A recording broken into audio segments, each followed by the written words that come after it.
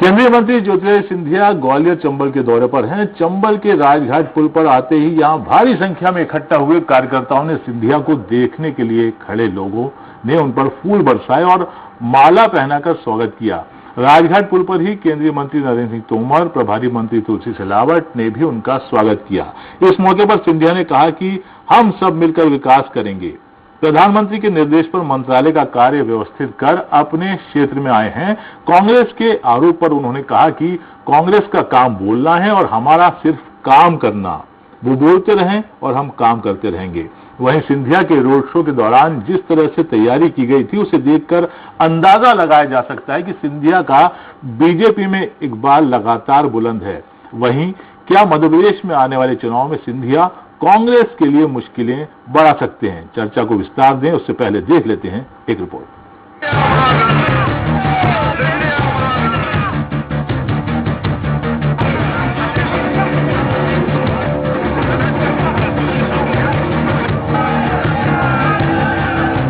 मध्य प्रदेश में कांग्रेस सरकार को गिराने वाले ज्योतिरादित्य सिंधिया चंबल के दौरे पर हैं। सिंधिया का शक्ति प्रदर्शन प्रदेश में नया नहीं है। सिंधिया पूर्व में भी जिस अंदाज में रोड शो और प्रदर्शन करते थे वो विपक्षियों और अपनों के गले नहीं उतरता था। कुछ इसी तरह का अंदाज एक बार फिर सिंधिया का नजर आया है। दरअसल ज्योतिरादित्य सिंधिया पहली बार केंद्रीय मंत्री बनने के बाद ग्वालियर दौरे पर हैं। ऐसे में उनके स्वागत को लेकर मंत्री और कार्यकर्ता भी पीछे नहीं है। शहर के चौराहों को भी पूरी तरह से पोस्टरों से ढक दिया गया है। सिंधिया के स्वागत में शहर को दुल्हन की तरह सजाया गया है। प्रदेश के 4 मंत्री कुछ दिनों से ग्वालियर में डेरा डाले हुए थे। परिवहन मंत्री गोविंद सिंह राजपूत, जिले के प्रभारी मंत्री तुलसीराम सिलावट, प्रदेश के ऊर्जा मंत्री प्रद्युमन सिंह तोमर, ओपीएस भदौरिया ने उनके स्वागत की कमान को संभाला। सिंधिया ने जैसे ही मुरैना की सीमा से ग्वालियर की सीमा में प्रवेश किया, वैसे ही सिंधिया इंदौर से आए विशेष रथ में सवार हुए। इसके बाद ज्योतिरादित्य सिंधिया ने पूरे शहर में भ्रमण किया और लोगों से मुलाकात की। ज्योतिरादित्य सिंधिया की कार्यकर्ताओं के साथ बैठक हुई। 22 सितंबर से लेकर 24 सितंबर तक ग्वालियर में रहेंगे सिंधिया। एक तरफ सिंधिया ने रोड शो के जरिए बता दिया है कि सिंधिया का सिक्का बीजेपी में चलता है, तो वहीं दूसरी तरफ कांग्रेस सिंधिया सरकार को लेकर मुखर है। पूर्व मंत्री और कांग्रेस नेता सज्जन सिंह वर्मा ने ज्योतिरादित्य सिंधिया पर हमला बोला है। कांग्रेस का कहना है कि सिंधिया की ग्वालियर यात्रा पर पानी की तरह पैसा बहाया जा रहा है। उनके स्वागत में सरकारी मशीनरी भी लगी हुई है। ज्योतिरादित्य सिंधिया को कोरोना फैलाने की परमिशन मिली है। बीजेपी सरकार दोहरे मापदंड अपना रही है। खैर, इन सब के बीच बड़ा सवाल यह है कि क्या बीजेपी ने सिंधिया के साथ मिलकर 2023 के रण की तैयारी शुरू कर दी है? और क्या सिंधिया बीजेपी में शामिल होने के बाद एक बड़ी शक्ति के रूप में उभर कर सामने आए हैं? और इस शक्ति प्रदर्शन के जरिए सिंधिया ने एक बार फिर जनता और कांग्रेस को बताने का प्रयास किया है। भोपाल से सलमान खान, स्वराज एक्सप्रेस। और इस मुद्दे पर ज्यादा चर्चा के लिए हमारे साथ मौजूद हैं बीजेपी नेता चेतन सिंह। चेतन जी, आपका स्वागत है। कांग्रेस प्रवक्ता फिरोज अहमद सिद्दीकी हमारे साथ जुड़ चुके हैं। फिरोज जी, आपका भी स्वागत है। और वरिष्ठ पत्रकार के एस साइनी हमारे साथ बनी हुई हैं। फिरोज जी, शुरुआत आप ही से करते हैं। जिस तरीके का सिंधिया जी का दौरा है, क्या परेशानी हो रही है कांग्रेस को? देखिए निर्मल जी, ऐसा है कि राजनीति है, लोकतंत्र है, ये सब चीजें होती हैं। नेता आते हैं, रोड शो होता है, सब होता है और इसका कोई विरोध नहीं होता आपस में। लेकिन आज क्या समय है? आज गणपति का अनंत चतुर्दशी अभी 2 दिन पहले निकली। लोगों को गणपति के जुलूस निकालने से रोका गया, जो कि एक हमारा उत्सव है।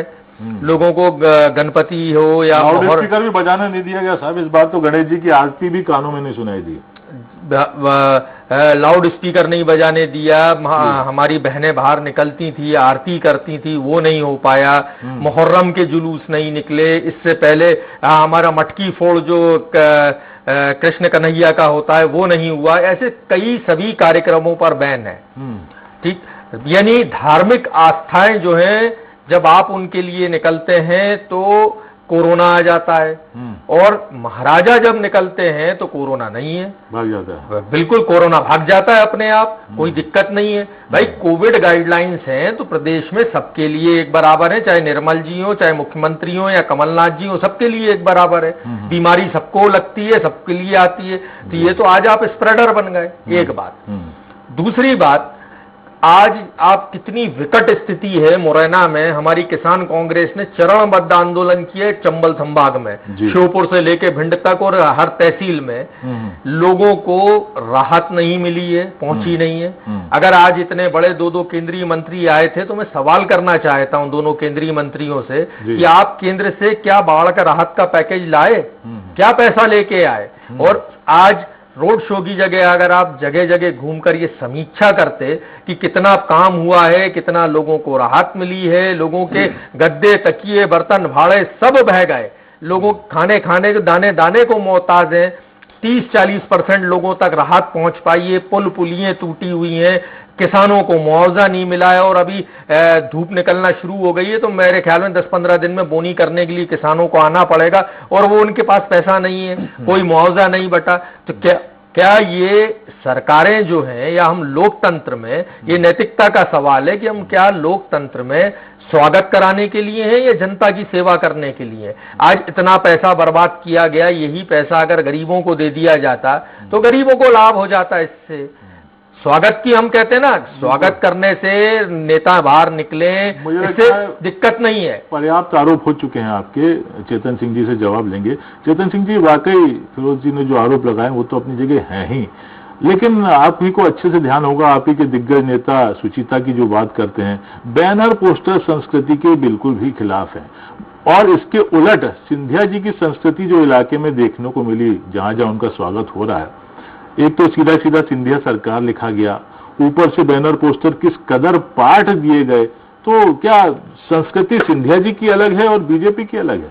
देखिए निर्मल जी, थोड़ा सा आपको बैक फ्लैश चलना पड़ेगा। जी चलते हैं। जिस प्रकार से लोकतंत्र के मंदिर में माननीय प्रधानमंत्री जी अपने कैबिनेट के सदस्यों का परिचय नहीं करा पाए, ये भी हम सबके सामने है। कांग्रेस और उनके साथ जो कांग्रेस के तरह ही उनकी विचारधारा के साथ जो लोग चल रहे हैं कदम ताल करके वर्तमान राजनीति में, इन सबके हो हल्ले में माननीय प्रधानमंत्री जी अपने कैबिनेट के सदस्यों का परिचय नहीं करा पाए। उस दिन ही कैबिनेट के घटना के बाद से जुड़े हुए नेताओं को तो उनके इलाके की जनता पहचानती है। आ रहे माननीय प्रधानमंत्री जी ने कहा था कि ये सारे के सारे नेता अपने अपने क्षेत्रों में जाएं और जन दर्शन यात्रा निकालें, और सारा अपना परिचय आप जाकर के खुद जनता के परिचय के मोहताज तो थे नहीं सर। देखिए सर, मान लिया कोई किसी के परिचय का मोहताज नहीं है, लेकिन उसके बाद भी लगातार कार्यकर्ताओं में हमारी उपस्थिति और कार्यकर्ताओं के बीच नेता की उपस्थिति, ये भी दोनों इस लोकतंत्र की आवश्यकता है। और वहां के लाखों लाख कार्यकर्ता चाहते थे कि माननीय सिंधिया जी हम सबके बीच में जब से केंद्रीय मंत्री बने हैं चल करके आए। आज माननीय सिंधिया जी, माननीय नरेंद्र सिंह तोमर जी, भाई साहब दोनों लोगों, पूरी भारतीय जनता पार्टी पूरी ताकत के साथ ये इस बात का संदेश था। जो लोग कहते हैं कि भारतीय जनता पार्टी में, कई बार तो कांग्रेस के लोग कहते हैं कि हमने हमारा फोड़ा भारतीय जनता पार्टी के यहाँ फोड़ दिया। मैं उनसे कहना चाहता हूं कि ठीक है, आपने आपका फोड़ा हमारे यहाँ फोड़ा, लेकिन आपके फोड़े जिसको आप फोड़ा कहते हो उसने तो आपको फोड़ करके सड़क पर ला दिया। देखिए साहब, सिंधिया जी के ग्वालियर चंबल अंचल से वाकई वहां का कार्यकर्ता उत्साहित है, तो इसमें कोई गलत बात नहीं है। लेकिन जैसा कि फिरोज जी कह रहे थे, वहां की आम जनता का, पीड़ित का मर्म तो समझिए, जिसके लिए सिंधिया जी ने कांग्रेस पार्टी को छोड़ दिया था, विकास के लिए, आम जनता के। आज जो है बाढ़ राहत का पैसा नहीं मिल पाया है, कोरोना का दर्द अपनों को परिजनों को भूल नहीं पाए हैं लोग। ऐसे में इतना बड़ा मेगा शो करना कुछ ज्यादा शोशेबाजी नहीं है क्या? देखिए निर्मल जी, हम अपने कार्यकर्ताओं को, जनता को कंट्रोल नहीं कर सकते। अगर वे अपने नेता का स्वागत भव्यता के साथ करना चाहते हैं, वे सब अपने घर से चल करके स्वागत स्थल पर आते हैं। जो वहां का जो फिगर है, आप चाहे तो पता कर लीजिए, कोई ऐसा सामाजिक संस्थान नहीं है जिसने माननीय सिंधिया जी के स्वागत के लिए अपना पंडाल नहीं लगाया। कोई ऐसा जाति समूह नहीं है, कोई ऐसी जाति बिरादरी नहीं है जिसने अपना पंडाल। लोगों को बदले में मिलता क्या है, मैं ये जानना ये तो आप उनसे जाकर के पूछिएगा। लेकिन हमको खुशी का इजहार कर रहा है कोई, इतना फूलों पर ही करोड़ों पे खर्च हो गए निर्मल जी, आखिर मिलता क्या है लोग? निर्मल जी, कोई ट्रांसपोर्ट पोस्टिंग में सहायता होती है, किसको क्या हासिल होता है, ये तो आप उनसे पूछेंगे। मेरे से अगर आप पूछेंगे तो मैं तो यही कहूंगा कि भारतीय जनता पार्टी के नेताओं के प्रति और भारतीय जनता पार्टी के लोगों के प्रति वहां की जनता का और कार्यकर्ताओं का अपार स्नेह था, जिसके कारण ये सारा देश हम सबके सामने उपस्थित हुआ है। लोग तो करोड़ों रुपए रैलियों में फूंक देते हैं, लेकिन हजारों की भीड़ नहीं होती है, तो उसके बारे में मैं कोई कमेंट्स नहीं करना चाहता। लेकिन भारतीय जनता पार्टी में एक विषय आपने बहुत अच्छा लिया था कि हमारे यहाँ कभी भी डंडे झंडे विनाइल इन सब की कोई संस्कृति नहीं है, लेकिन वर्तमान में अगर हम देखें तो भारतीय जनता पार्टी भी उसी परिदृश्य में राजनीति कर रही है जिस परिदृश्य में बाकी राजनीतिक दल कर रहे हैं। क्या मजबूर हो गई क्या? कोई मजबूरी नहीं है, तो कहीं ना कहीं कार्यकर्ताओं का जो जोश है वो भारतीय जनता पार्टी की गाइडलाइन पर भारी पड़ता है। लेकिन इस बात से हम इनकार नहीं कर सकते कि कार्यकर्ताओं 5 साल की सरकार को अगर आप 14 महीने में गिरा देंगे तो कार्यकर्ता में तो जोश आ ही जाएगा। बिल्कुल, अगर कार्यकर्ताओं में जोश है तभी तो भारतीय जनता पार्टी चुनाव जीतती है, कार्यकर्ताओं में जोश है तभी तो पार्टी का आधार बनता है, बढ़ता है। और कार्यकर्ताओं के इस जोश के दम पर ही 2 से लेकर के हम 304 तक आए। तो ये कार्यकर्ताओं का जो अपना विचार है, कार्यकर्ताओं के जो काम करने की जो कला है, उस कला को क्या हम ब्रेक लगा दें? बिल्कुल नहीं लगाएंगे, कभी नहीं लगाएंगे। अगर वे अच्छे ताकत के साथ काम करते हैं, अच्छा रिजल्ट देते हैं, यूथ को आइकॉन मान करके वे आगे बढ़ते हैं। और माननीय सिंधिया जी इस समय पूरे मध्य प्रदेश में, पूरे देश में युवाओं के एक आइकॉन लीडर के रूप में उभरे हैं। माननीय प्रधानमंत्री जी का भी निर्देश है कि आप सारे हिंदुस्तान के दौरे करिए, और निश्चित रूप से आदरणीय सिंधिया जी के आने से, जिसको ये फोड़ा कहते थे, इनको तो फोड़ दिया, लेकिन भारतीय जनता पार्टी का कमल का फूल सिंधिया जी की ताकत से, सिंधिया जी के समर्थकों की ताकत से, सिंधिया जी के अपने आभा मंडल से, सिंधिया जी के अपने प्रभाव से एक नई ताकत हमको प्रदान कर रहा है। और भारतीय जनता पार्टी एक ऐसी पार्टी जहां सबका साथ, सबका विकास और सबका सम्मान भी है और सबका विश्वास भी है। तो मुझे लगता है कि मध्य प्रदेश में जो कांग्रेस का दर्द है, वो दर्द इसलिए है कि कहीं ना कहीं वो सिंधिया जी के कारण डिफरेंट कांग्रेस इस समय बीजेपी इस समय देदीप्यमान हो रही है। फिरोज जी क्या कहेंगे? सिंधिया जी ने साफ साफ कहा है कि कांग्रेस का काम बोलना है और हमारा काम करना है। देखिए, जितने सवाल मैंने उठाए वो सामने है। अब आज जब से सिंधिया जी आए हैं तो एक महाराज भाजपा है, दूसरी शिवराज भाजपा है, तीसरी नाराज भाजपा है। तो आज महाराज भाजपा पूरी दिख रही थी, पूरा उनका कैबिनेट अलग से, उनके पास 10 आदमी का कैबिनेट है। और गवर्नर साहब ने तो शिवराज सिंह चौहान की ही सरकार जो थी वो नोटिफाई की थी। ये सिंधिया सरकार कहां से हो गई जो होर्डिंग्स में लगी थी? यानी मध्य प्रदेश में 2 सरकारें काम कर रही हैं। ये कैसी सरकार थी? सिंधिया सरकार मतलब मैं ये लिख दूं कल से अपने गौहरगंज में जाके फिरोज सिद्दीकी सरकार, तो क्या मुझे पुलिस छोड़ेगी? बंद कर देगी मेरे को थाने में ले जाके। तो ये सिंधिया सरकार कैसे होती है? ये भी एक सवाल नहीं समझ में आया हमको। और बात मैंने फिर कहा, सिंधिया जी बहुत अच्छे नेता हो सकते हैं, सब कुछ किया जा सकता है, सब हो सकता है, लेकिन आज लोगों की तकलीफ क्या है? मैं तो वहीं जा रहा हूं। 216 होर्डिंग की परमिशन ली थी, हजारों लगा दी है, कोरोना फैला ही रहे हैं। लेकिन आज तकलीफ क्या थी? आज तकलीफ लोगों के बाढ़ पीड़ित लोगों की है। कांग्रेस तो आंदोलन कर रही है। आप भी, अगर सबसे बेहतर होता, हम भी सिंधिया जी की तारीफ करते कि दोनों केंद्रीय मंत्री जितने बाढ़ पीड़ित गांव हैं, कलेक्टर को और कमिश्नर को बोलते कि आप लोग वहां सघन दौरे करिए, हम लोग आके चेक करेंगे, लोगों से घर घर जाके चर्चा करेंगे, हर गांव की चौपाल पे चर्चा करेंगे, और जितनी भी समस्याएं लोगों की वहीं हल करते। तो आज हम भी कहते, इससे क्या, आज के लोग थे, आ सकते थे, आ गए, जोरदार स्वागत हुआ। ये बात तो सही है कि कांग्रेस की कुछ एक धड़ा टूट के गया है, उस धड़े में ही कितनी ताकत है आप ये देख लीजिए, ग्वालियर चंबल संभाग में वो देखने को मिल जाएगी।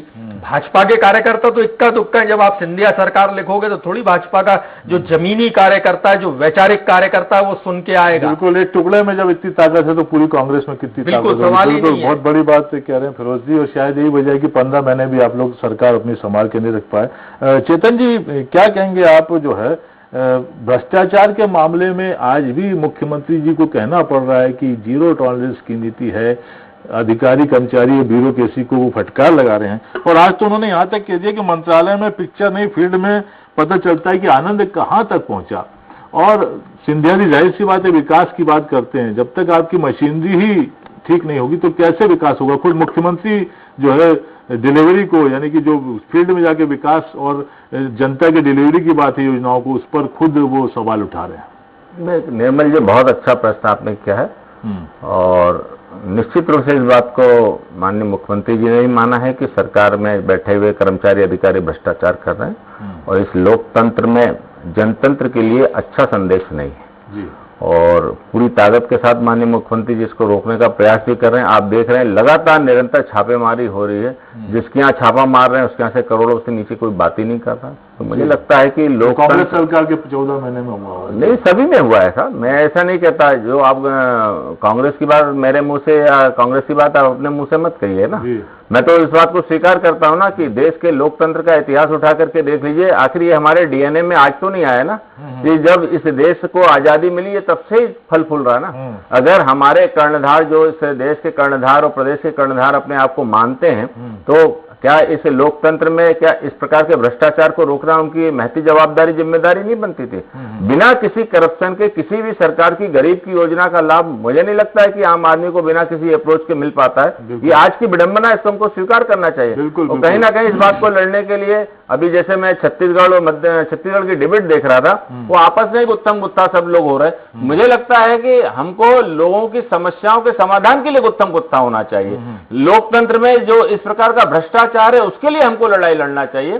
तो कम से कम इन नेताओं को, चाहे वे किसी भी राजनीतिक दल के हो, अगर समाज और समाज के गरीब व्यक्ति की चिंता है, अगर उनका भला करना चाहते हो, तो तब तो हमारी लड़ाई की मुद्दे एक होना चाहिए। चेतन सिंह जी, आपने जो भ्रष्टाचार को लेकर बेबाक टिप्पणी दी है, जाहिर तौर पर निश्चित तौर पर आप इसके लिए बधाई के पात्र हैं। शानी जी से जान लेते हैं। शानी जी, सिंधिया जी का दौरा, इतनी शोशेबाजी और सेंट्रल मिनिस्टर के नाते उनकी प्रदेश में बढ़ती हुई लकीर, उनका बढ़ता हुआ कद क्या चुनौतियां पेश कर रहा है कांग्रेस के लिए और बीजेपी के अंदर खुद बीजेपी के नेताओं के लिए?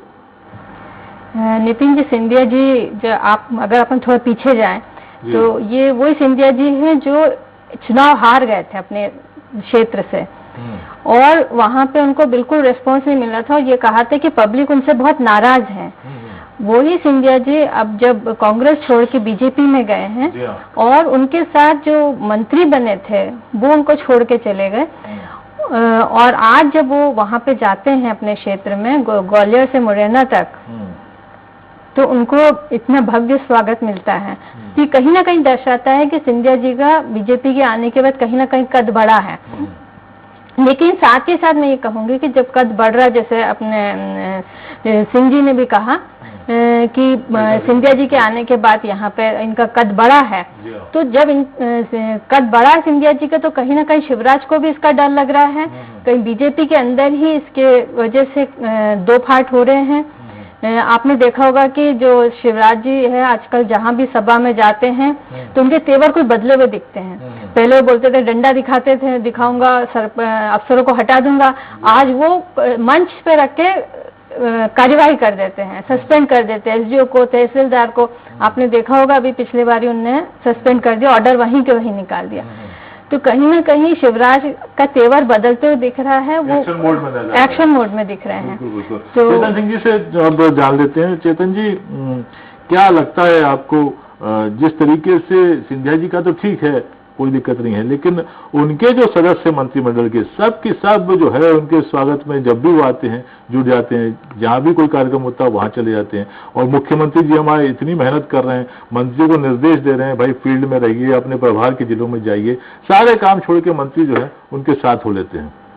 नहीं, माननीय मुख्यमंत्री जी का भी जहां पर निर्देश होता है सारे मंत्री जाते हैं, विधायक जाते हैं, संगठन काम करता है। अभी जैसे मान लीजिए जहां पर उपचुनाव है, उपचुनाव में माननीय प्रदेश अध्यक्ष जी ने जिनको जो व्यवस्था दी है वे सारे लोग अपनी फील्ड में काम कर रहे हैं। जी, क्या कहेंगे आप, ये सिंधिया सिंड्रोम क्या पूरा घुल मिल नहीं पा रहा है क्या बीजेपी में? क्या वजह है कि, हालांकि ये बात अलग है समर्थक मंत्री तो ठीक है, लेकिन इसकी वजह ये तो नहीं कि आप अपने विभाग का, अपने मंत्रालय का, या तो मंत्रालय महत्वपूर्ण नहीं है तो मंत्री उसका सब कामकाज छोड़ के आप जो है अगर 2 दिन 3 दिन सिंधिया जी ग्वालियर में है तो जितने भी उनके समर्थक मंत्री हैं सब ग्वालियर में ही रहेंगे। देखिए ऐसा है निर्मल जी कि आपने एक चीज देखी होगी कि जब से सिंधिया जी गए हमारे यहाँ अनुशासनहीनता बंद हो गई है कांग्रेस में जी। आपको कोई खबर ऐसी याद नहीं होगी, शाइनी जी को भी मैं कहूंगा कि कांग्रेस में अनुशासनहीनता हुई, मंच पे धक्का मुक्की हुई, कहीं आपने नहीं सुना। ऐसा नहीं बचे ना साहब, 2 ही पदों पे तो कमलनाथ जी हैं। नहीं नहीं, ऐसा नहीं है पहले, लेकिन अब जो है मतलब जब भी महाराज भोपाल आते थे हमारे पीसीसी का कोई ना कोई दरवाजा टूटता था या कांच फूटता था। अच्छा। ये स्थिति थी एक। दूसरी चीज, अगर कोई नेता और उसके समर्थक सिंधिया सरकार लिखने लग जाएं तो आप ये समझ लीजिए कि उनकी क्या पराकाष्ठा, मतलब किस हद तक वो पहुंच सकते हैं। नंबर 3 बात, जो सिंधिया जी हैं, सिंधिया जी की ये खासियत है कि वो पूरी ताकत अपने हाथ में रखते हैं। हम एक सिंगल जिला अध्यक्ष, ब्लॉक अध्यक्ष बनाना मुश्किल था। अगर मैं किसान कांग्रेस में जब संगठन प्रभारी हुआ करता था तो गुना में अगर फोन लगा दूं मैं किसी को कि भैया ये ऐसा ऐसा काम है संगठन का करना है, तो वो कहता था साहब हम महाराज से पूछ लें, पाराशर जी से पूछ लें, उसके बाद बताएंगे। ये स्थिति उनकी थी। ये कार्यक्रम के बाद आप चेतन सिंह जी को, सिंधिया जी को लेकर अच्छे खासे टिप्स दे सकते हैं। नहीं, तो ये जो हम बता रहे हैं ना कि ये स्थिति है।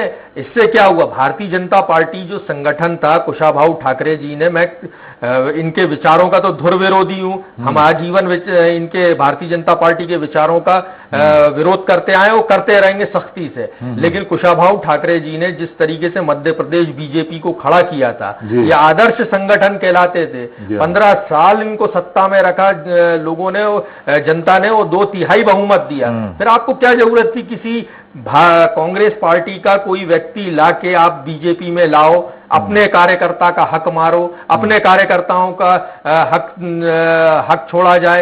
अगर 18 महीने में सरकार थी, हमारी सरकार चलते रहने देना थी। और यदि हमारी सरकार अपने वेट से गिर रही थी, गिर जाती, आप जनता के बीच वापस चले जाते, या सिंधिया जी से कहते कि आप आइए हमारे यहाँ काम करिए। हुआ सो हो चुका है। तो सवाल ये हकीकत तो यह है कि बीजेपी की सरकार प्रदेश में। तो सवाल ये है कि क्या इस चीज की आवश्यकता थी आज भारतीय जनता पार्टी को? इनके पूर्वज आजीवन 44 साल संघर्ष किया उन्होंने कांग्रेस से, डंडे खाए, खुद चेतन जी ने भी खाए। ये भी हकीकत है, विपक्ष में रह के और मजबूती से अपने जीवन, छात्र जीवन से ये इन्होंने लड़ाई लड़ी। तो आज आवश्यकता नहीं थी इसकी। ऐसे ही पार्टियों में क्षरण होता है, ऐसे ही वैचारिक कार्यकर्ता दूर होता है, कुछ कहना चाहेंगे पार्टी गलत रास्ते पे चली जाती है। देखिए निर्मल जी, निश्चित रूप से जनता का जनादेश हमको विपक्ष का था जी, और यही मान करके माननीय शिवराज सिंह चौहान जी ने कहा था नहीं, हम कोई दावा ही नहीं प्रस्तुत करेंगे कि हम सरकार बनाएंगे। क्योंकि भले ही वोटा परसेंट हमारा ज्यादा हो, लेकिन जो संख्या काउंटेबल उस समय होनी है उसमें हम इनसे पीछे थे। लेकिन क्या लोकतंत्र का ये तकाजा नहीं है कि लोकतंत्र की महती जवाबदारी, जिम्मेदारी होने के बाद आपके ही राजनीतिक दल के विधायक पार्टी छोड़ करके जाएं? क्या मध्य प्रदेश को हम किसके भरोसे छोड़ें? आप बताइए ना। अगर मध्य प्रदेश को हम गुमराह होने के लिए छोड़ दें, मध्य प्रदेश को विनाश के रास्ते पर जाने के लिए छोड़ दें, कमलनाथ जी को फुर्सत नहीं है 5वीं मंजिल से नीचे आने की, रिमोट कंट्रोल दिग्विजय सिंह जी के पास था। किस तरह की अराजकता इस मध्य प्रदेश में चल रही थी। गरीबों की संबल योजनाओं जैसे पर आपने ब्रेक लगा दिया, किसानों को कर्ज माफी का झांसा देख करके आप सबको भुला दिया, नौजवानों को आपने कहा हम बेरोजगारी भत्ता देंगे, आप किसी को कुछ नहीं दे पाए। इन विपरीत परिस्थितियों में भी क्या लोकतंत्र के प्रहरी होने के नाते हमारी जवाबदारी अपनी नहीं होती? निश्चित रूप से जिस प्रकार की परिस्थितियां बनी, जिन परिस्थितियों में माननीय शिवराज सिंह आप बने रहेंगे और जनता की जवाबदारी बिल्कुल करेंगे निर्मल जी। अब चूंकि समय बस 109 विधायक थे, कांग्रेस अल्पमत में आ गई थी, आपकी सरकार बन गई थी। तो सिंधिया जी को केंद्रीय मंत्री बनाने की क्या आवश्यकता थी? जो दूसरे लोग बने विधायक, जो आपकी सीटों से कांग्रेस के लोग लड़े और आज जो 10-12 मंत्री बने, उनको बनाने की क्या आवश्यकता थी? अगर वो नहीं आए होते और आपके आज बड़े बड़े पदों पे सुशोभित नहीं होते, तो कांग्रेस के पास भी आरोप लगाने के लिए कुछ नहीं होता और जनता के लिए बोलने के लिए भी कुछ नहीं होता। जब डील सही होगी तो डील तो पूरी करना पड़ेगी। वही तो हम कह रहे हैं, आरोप इसी बात का तो है। चलिए, शाइनी जी लगाई इसलिए उनकी हिम्मत बढ़ी। शाइनी जी, आपको क्या लगता है जो सिंधिया जी का जिस तरीके से ओरा बढ़ रहा है, क्या अगले चुनाव में, अगले विधानसभा चुनाव में 2023 में कांग्रेस के लिए मुश्किलें खड़ी होंगी या बीजेपी में ही कुछ तब तक हो जाएगा? कांग्रेस में तो जो होगा वो अलग बात है, लेकिन बीजेपी के अंदर जरूर एक फूट होगा। क्योंकि सिंधिया जी जहां तक अब जैसे चेतन जी ने भी बताया कि सिंधिया जी एक बहुत ताकतवर नेता बन के उभर रहे हैं और सेंटर से भी इस चीज का इनको मैसेज है कि सिंधिया जी को यहाँ पे पूरी तरह से भ्रमण करना है और संभालना है। तो जो लोकल नेता हैं, जो लोकल बीजेपी में जो शुरुआत से काम कर रहे हैं, पार्टी के लिए काम कर रहे हैं, कहीं ना कहीं उनके अंदर नाराजगी है और रहेगी। और आज जो बड़े बड़े नेता हैं वो मंत्री नहीं बन पाए हैं, उनको साइडलाइन कर दिया गया है। तो सब मार्गदर्शक बन के बैठ जाएंगे बीजेपी में, उनको कहीं उनको जगह नहीं मिलेगी। तो इस पर ये जो प्रयोग जो बीजेपी कर रही है, जैसे आसाम में भी किया, अपन ने देखा कि विश्वास शर्मा को वहां पे मुख्यमंत्री बना दिया। वही चीज हो सकता है 2023 में वो प्रयोग मध्य प्रदेश में भी हो। बिल्कुल, शायद यही वजह है कि बीजेपी की चिंता अब बीजेपी के लोगों से ज्यादा हमारे फिरोज भाई जैसे कांग्रेसी दोस्त करने लगे हैं। बहरहाल चेतन जी आपने समय निकाला, फिरोज जी आपने समय निकाला, शैनी जी आपने समय निकाला, आप तीनों का बहुत बहुत शुक्रिया। दिग्गज नेता ज्योतिरादित्य सिंधिया के केंद्रीय मंत्री बनने के बाद बीजेपी में उनकी स्वीकार्यता बढ़ी है, ऐसा नजर आने लगा है। दरअसल केंद्रीय मंत्री बनने के पहले सिंधिया के खिलाफ पार्टी में सुर बुलंद होते रहते थे, लेकिन अब वे धीरे धीरे मंदे पड़ते जा रहे हैं। अब विरोध करने वाले भी अपनी खिलाफत को मौन रख रहे हैं और दिल्ली में सिंधिया के दरबार से लेकर ग्वालियर महल तक मध्य प्रदेश के नेताओं की हाजिरी बढ़ती जा रही है। ऐसे में बड़ा सवाल यह है कि ग्वालियर चंबल अंचल में सिंधिया का शक्ति प्रदर्शन क्या बीजेपी के दिग्गज नेताओं के भविष्य के लिए चिंता की लकीरें खींच रहा है। जनता मांगे जवाब में आज इतना ही। दीजिए इजाजत, नमस्कार।